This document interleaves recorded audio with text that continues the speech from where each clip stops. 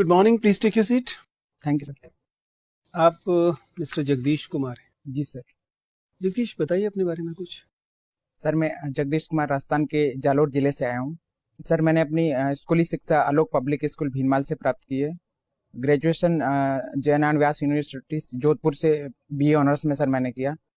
2014 में मैंने post graduation history से ही सर किया है। 2014 में ही सर मेरा पोस्ट ग्रेजुएशन के साथ में ही नेट जेआरएफ हो गया था। 2015 की सीएपीएफ में सर मेरी ऑल इंडिया 177th रैंक आई थी। और सर जालोरी ढोल बजाना और हॉर्टिकल्चर मेरी हॉबी है। और अभी सर मैं सिविल सर्विसेज की प्रिपरेशन कर रहा हूँ। अभी तो आपने कहा कि आपका चयन हो गया था। यस सर, लेकिन सर मैंने ज्वाइन नहीं किया सीएपीएफ। क्यों? सर मुझे लगा कि मैं अपनी जो मेरा एक ड्रीम है सिविल सर्वेंट बनना, उसको सर उसके साथ में जस्टिफिकेशन नहीं कर पाऊंगा, तैयारी कंटिन्यू नहीं कर पाऊंगा, तो सर मैंने उसका रिजाइन दे दिया। सर आपने कब रिजाइन दिया है? सर मैंने ट्रेनिंग से पहले ही रिजाइन दे दिया था। और ऐसा करने की वजह ये थी कि आपको लगता है कि सिविल सर्विसेज ही आप करना चाहते थे? जी सर, मेरा ड्रीम है सर सिविल सर्वेंट बनना। अगर मान लीजिए आपका सिविल सर्विसेज में चयन नहीं होता तब आप क्या करेंगे? सर मैं एकेडमिक्स में कैरियर बनाना चाहूँगा। एमफिल पीएचडी कर रहे हैं? सर पीएचडी मैंने अभी ज्वाइन नहीं किया। एमफिल कर चुके हैं? सॉरी सर, नहीं किया मैंने ज्वाइन। आपने तो 2014 में एमए कर लिया था, एकेडमिक्स के लायक तो आप बचे नहीं। आप सर इस बीच में तो कोई रिसर्च पेपर वगैरह ना पढ़ रहे होंगे ना पब्लिश हो रहे होंगे। सर मेरा अभी प्राथमिक गोल है सर कि मैं सिविल सर्विस की प्रिपरेशन 100% के साथ में अपना एफर्ट लगाऊं। सर उसके बाद में भी अनफॉर्चुनेटली मेरा सिलेक्शन नहीं होता है, तो मैं सर एकेडमिक्स में अपना कैरियर बनाना चाहूँगा। चलिए, आप मूलतः राजस्थान से आते हैं? जी सर। जालौर से? जी सर। बताइए इस जिले के विषय में इसकी क्या प्रमुख विशेषताएं हैं और क्या समस्याएं हैं इस जिले की? सर जालोर राजस्थान के सदर्न वेस्टर्न पार्ट में एक अवस्थित जिला है। सर इसकी प्रमुख विशेषता है सर ये मछली के आकार का है। सर दूसरा है कि यहाँ पे पूरे वर्ल्ड का 40% इसबगोल सीलियम हस्क पाया जाता है सर, जो एक मेडिसिनल यूज में आने वाला पौधा है। सर जालोर को ग्रेनाइट सिटी भी कहा जाता है, जहाँ पे वर्ल्ड क्लास ग्रेनाइट पाया जाता है। और सर कच्छ के रण का कुछ पार्ट जालोर में है।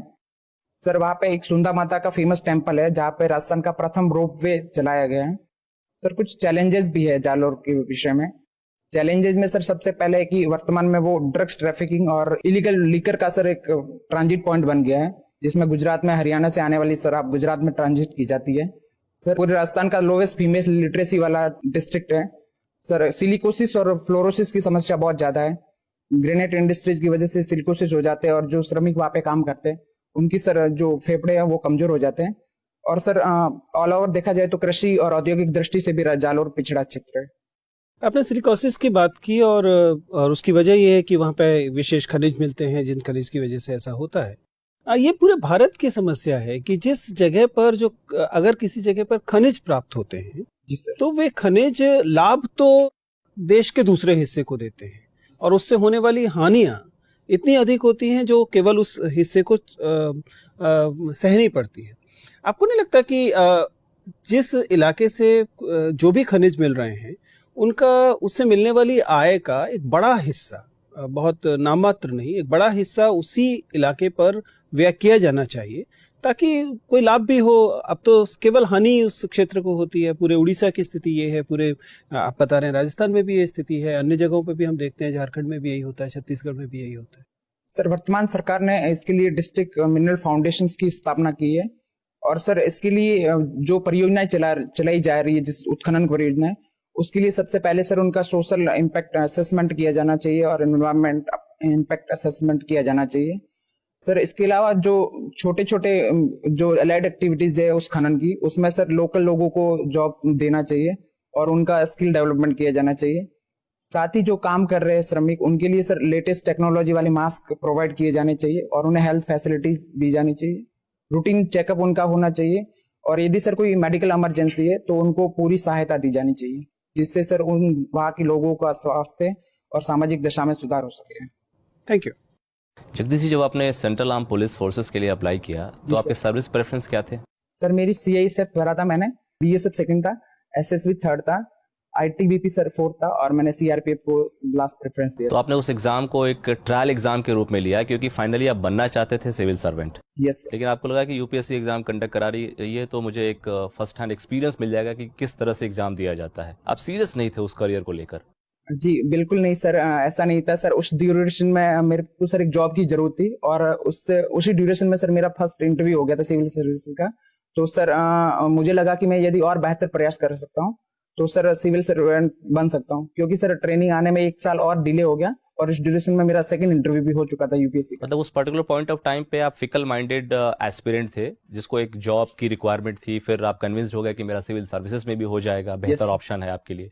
तो आप कैसे कंपेयर करते हैं सेंट्रल आर्म पुलिस फोर्सेस को और सिविल सर्विसेज को, कैसे कंपेयर करते हैं? वो इंफीरियर सर्विस है सिविल सर्विसेज की तुलना में, आप ये सजेस्ट कर रहे हैं? जी सर, बिल्कुल नहीं। दोनों ही राष्ट्र निर्माण और सर राष्ट्र सेवा के लिए बहुत बेहतर प्लेटफॉर्म प्रोवाइड करवाते हैं।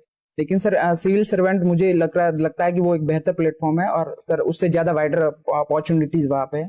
Sir people to people direct connectivities है। पॉलिसी मेकिंग और पॉलिसी इम्प्लीमेंटेशन में सर सिविल सर्वेंट का बहुत इंपॉर्टेंट रोल होता है। और सर मुझे लगता है कि अल्टीमेट यदि मैं असिस्टेंट कमांडेंट बनता तब भी उसका डीजी सर नहीं बन पाता, यदि मैं जो इसमें बहुत मेजर रिफॉर्म करने हैं।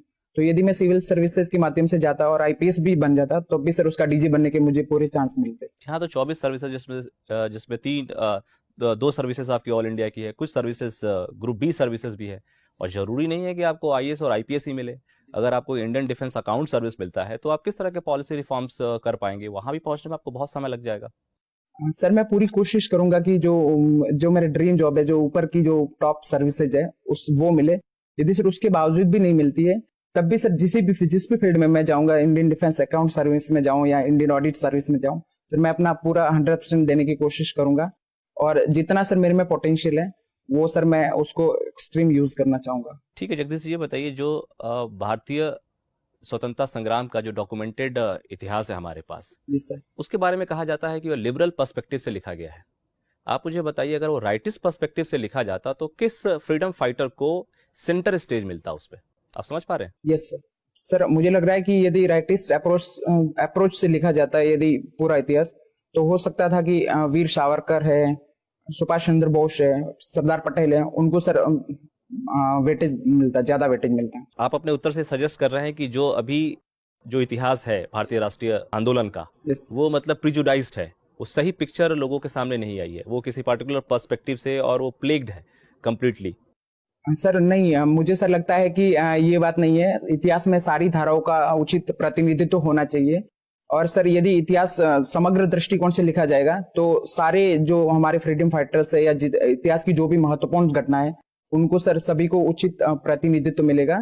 और चूंकि सर इतिहास में कहीं ना कहीं एक पर्टिकुलर विचारधारा है वो थोड़ी सी प्रभावी होती है, तो सर मुझे लगता है कि इसकी वजह से कुछ जो व्यक्तित्व होते हैं उन्हें ज्यादा महत्व मिल जाता है और कुछ व्यक्तित्व को सर अपेक्षाकृत उतना महत्व नहीं मिलता है जितना उन्हें मिलना चाहिए।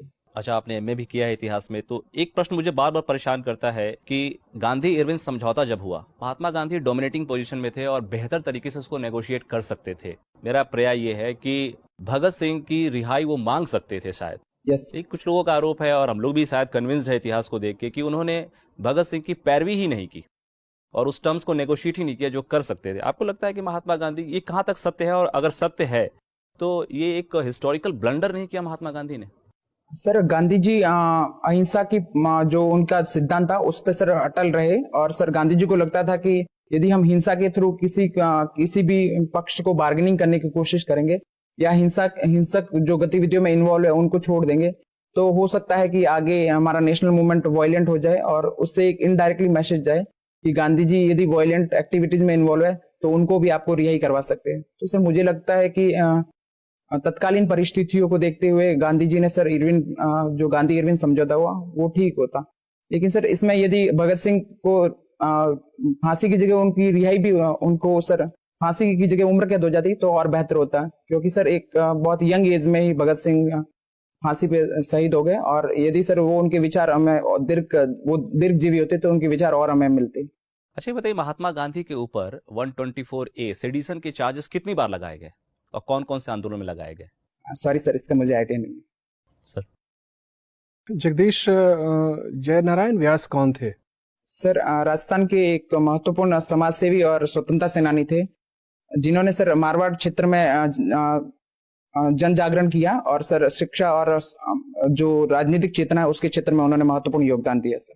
साथ ही सर ये राजस्थान के तीसरे मुख्यमंत्री भी थे। अच्छा, ये बताइए कि बाग में और बागीचा में क्या फर्क है? एग्जैक्ट सर इसका मुझे आइडिया नहीं है, सॉरी। सामाजिक वन क्या होता है? सर जो सोशल फैक्टर जिसमें समाज के सारे लोगों का योगदान होता है, और जो सर किसी संस्कृति या किसी परंपरा विशेष का प्रतिनिधित्व करते हैं, उनको सर सामाजिक वन कहते हैं। विश्व में आम का सबसे बड़ा उत्पादक देश कौन है? सॉरी सर इसका आइडिया नहीं मुझे। अच्छा, हम किन किन सब्जियों को सबसे ज्यादा पैदा करते हैं देश में? सर टमाटर है, आलू है, प्याज है, इनका सर हम मेजर प्रोडक्शन करते विश्व में किस सब्जी में उत्पादन नंबर 1 है हम? हैं। केला है सर, आलू है, पपीता है और आम सर। पपीते की सबसे ज्यादा खेती किस प्रांत में होती है? जी सर इसका मुझे आइडिया नहीं। अच्छा, टमाटर सबसे ज्यादा किस प्रांत में पैदा होता है? सॉरी सर इसका भी मुझे आइडिया नहीं। अभी भारत सरकार ने कृषि निर्यात नीति घोषणा की है, यस सर। कितनी अवधि के लिए है और क्या उद्देश्य है इसके? सर अभी जो वर्तमान में कृषि नीति घोषित की है, उसका सर टारगेट है कि हमारा जो कृषि एक्सपोर्ट है उसको डबल किया जाए, और सर ये 2020 तक है, और सर आगे भी उसको मतलब 2030 तक का भी कुछ टारगेट दिया गया, जिसमें हमारा जो एग्रीकल्चर का एक्सपोर्ट है उसको और ज्यादा 3 गुना बढ़ाने का प्रयास किया जाएगा। विस्तारवादी मौद्रिक नीति किसे कहते हैं?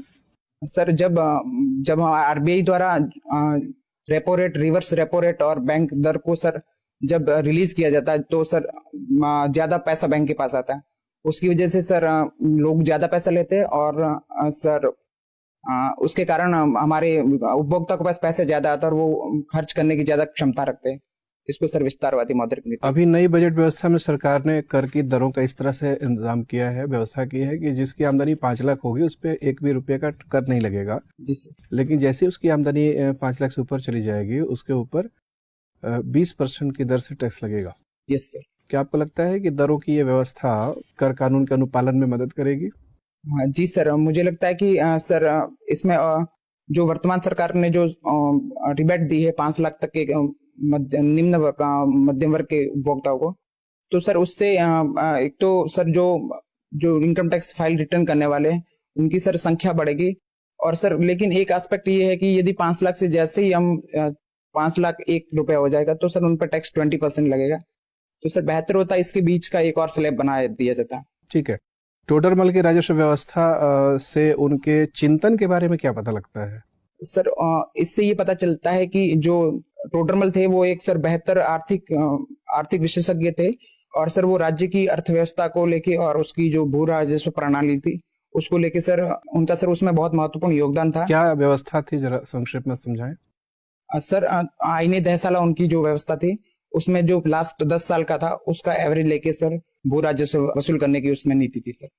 आजकल के मौसम विज्ञान को ध्यान में रखते हुए ये 10 वर्ष की अवधि क्या युक्त संगत थी, अगर आज के हम ज्ञान का उपयोग करके समझने की कोशिश करें?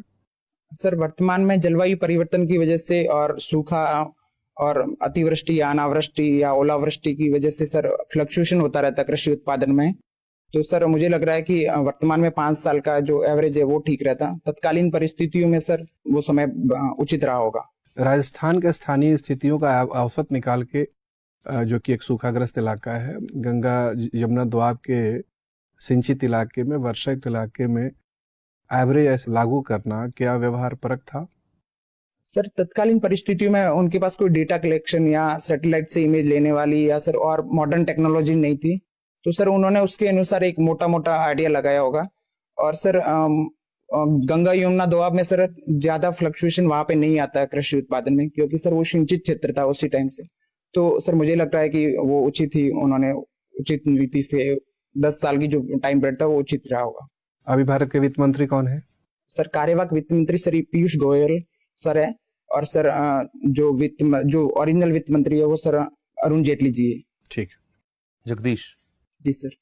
जगदीश, हॉर्टिकल्चर आपकी हॉबी है? Yes sir. ये स्टेम कटिंग, स्टेम लेयरिंग और ग्राफ्टिंग, क्या अंतर है?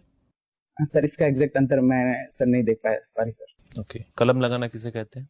सर एक पौधे की एक डाली पे सर उसके चारों ओर लेयर लगा दी जाती है सर, उसमें जिसकी वजह से उसमें जड़ें विकसित हो जाती है, और बाद में सर उसको काट के अलग कर दिया जाता है सर। किस तरह के पौधे में करते हैं हम ये? सर बेसिकली जो फलदार पौधे जैसे नींबू का है, सेब का है, इसमें सर करते हैं। ओके। खाद्य जीएम क्रॉप यस सर। के बारे में आपका क्या कहना है? भारत में अपना लेना चाहिए इसे?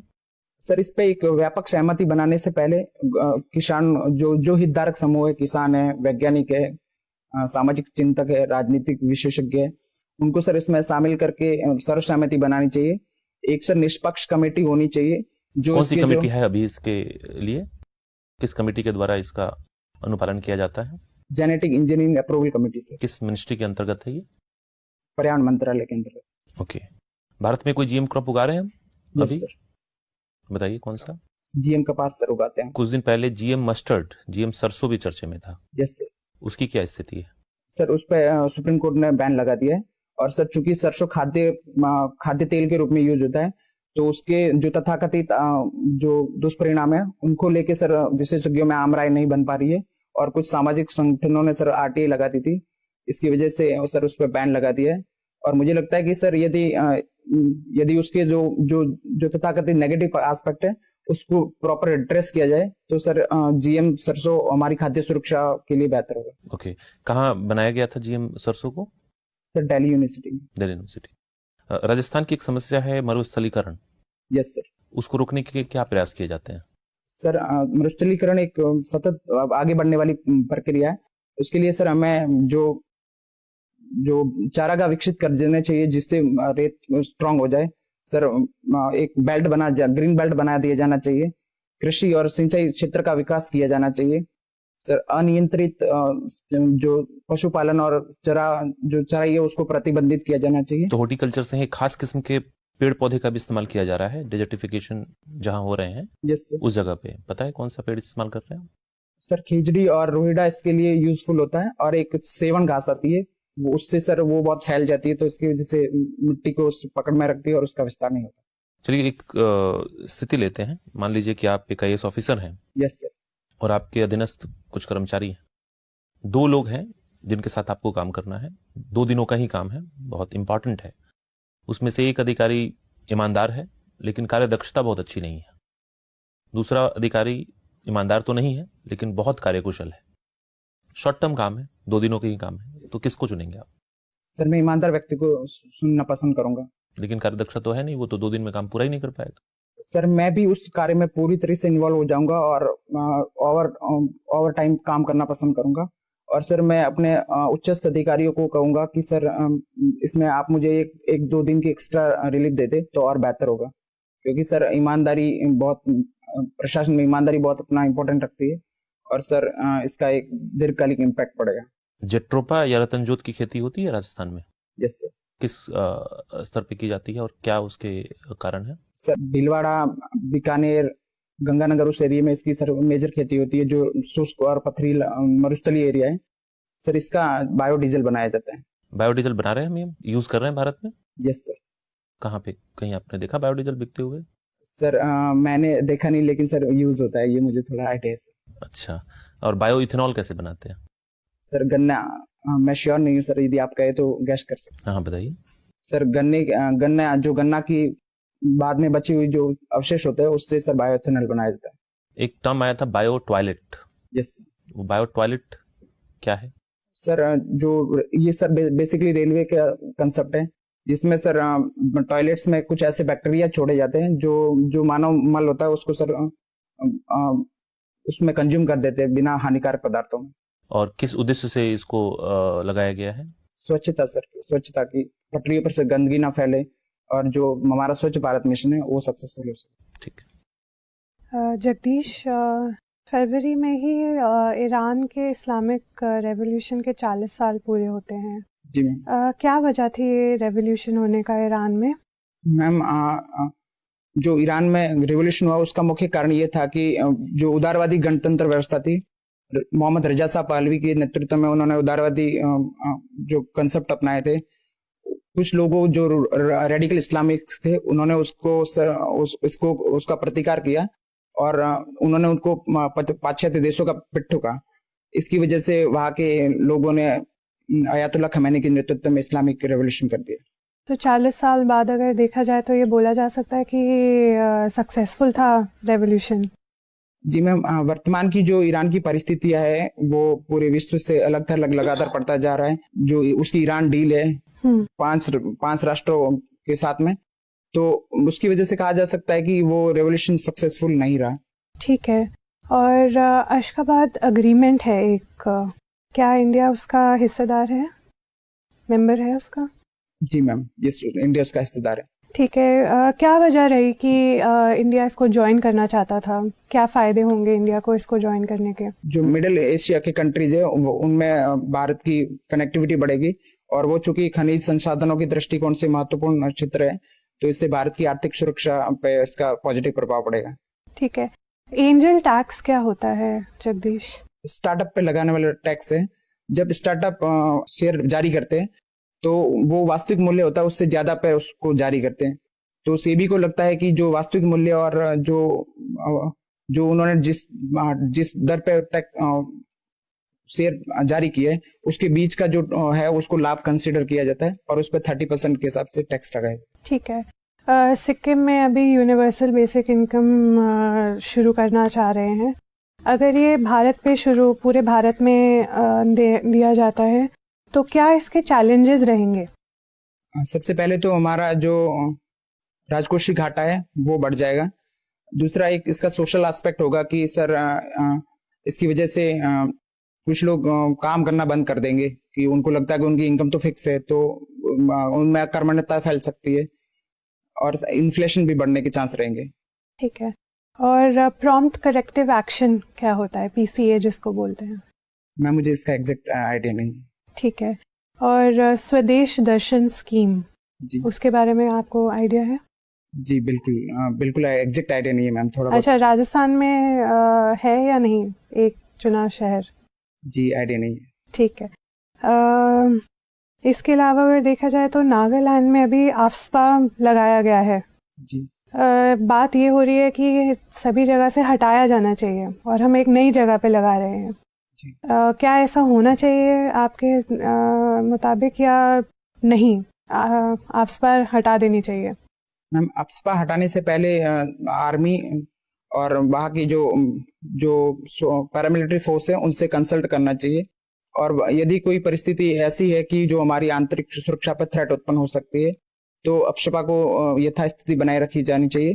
और यदि हटाने से पहले वहाँ पे शांति व्यवस्था है तो हमें उसे क्रमिक रूप से हटाना चाहिए, ना कि एकदम उसको हटा दिया जाना चाहिए। ठीक है। और इजराइल और यूएस ने अभी हाल ही में यूनेस्को को छोड़ा है, क्यों, किस वजह से?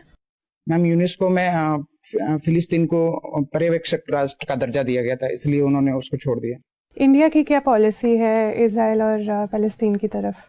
द्विराष्ट्र सिद्धांत पे भारत का स्टैंड है, और भारत चाहता है कि शांतिपूर्ण सौहार्दपूर्ण तरीके से दोनों राष्ट्र बन जाए तो वो पूरे विश्व के लिए बेहतर होगा। अच्छा। और अभी लद्दाख को डिविजनल स्टेटस दिया गया है, जी क्यों दिया गया है? मैम, लद्दाख रिमोट एरिया में है और उनको जम्मू या कश्मीर डिवीजन में आने में बहुत टाइम लगता है, तो वहाँ के लोगों का सामाजिक, आर्थिक और राजनीतिक विकास हो सके इसलिए लद्दाख को एक थर्ड डिवीजन का दर्जा दिया गया है। ठीक है। और अगर देखा जाए तो अभी इंडिया ने रोहिंग्या जो रेफ्यूजी थे इंडिया में उनको वापस भेजा है म्यांमार।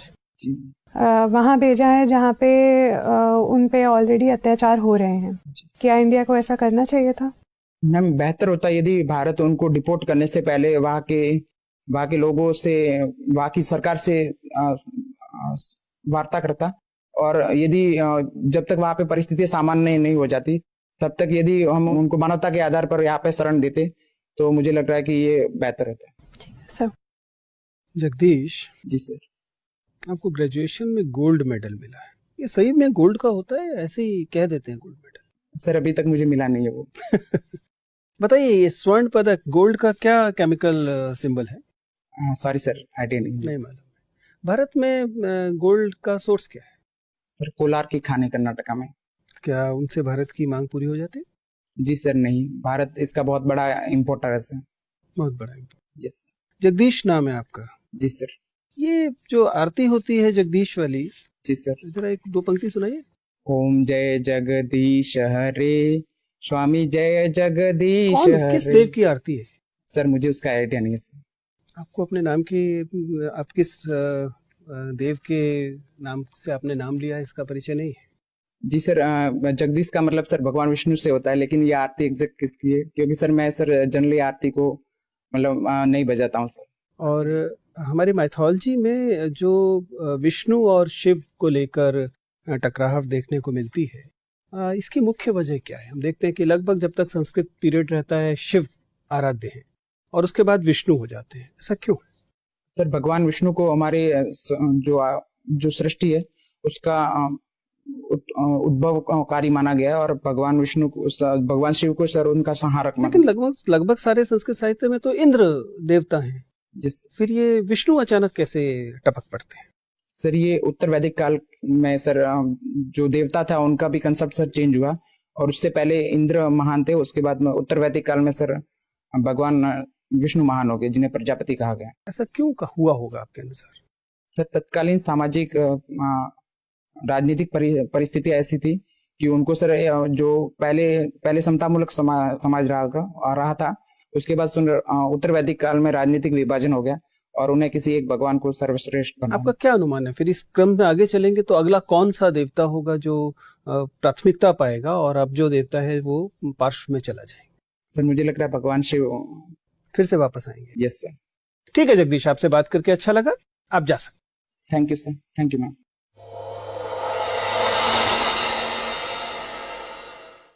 बैठिए जगदीश। Thank you sir. बताइए क्या स्थिति है, कैसा जा रहा है इंटरव्यू? पिछली बार की तुलना में कैसा है और कुल मिला के कैसा है? सर वो तो आप बताएंगे तो पता चलेगा। मुझे ऐसा लगा कि 2-3 चीजें थोड़ा कंफ्यूज हो गए।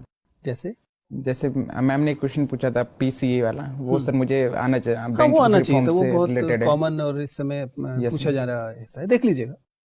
सर ने एक क्वेश्चन पूछा था कि एसी को क्यों, मतलब तो आपने सिर्फ ट्रायल एंड एरर के लिए किया था या? हाँ, वो ये आपके पूरे इंटरव्यू में वो वाला हिस्सा अकेला हिस्सा है जिससे हम कन्विंस्ड नहीं है, अदरवाइज आपका इंटरव्यू बहुत शानदार जा रहा है। आप एक अच्छे कैंडिडेट हैं, देखने में आप स्मार्ट लगते हैं, आपका नॉर्मली सिटिंग पोस्चर अच्छा है, थोड़ा सा आप इस सूट में अनकंफर्टेबल लग रहे हैं, शायद लगातार नहीं पहन रहे हैं सूट, इस वजह से ऐसा होगा।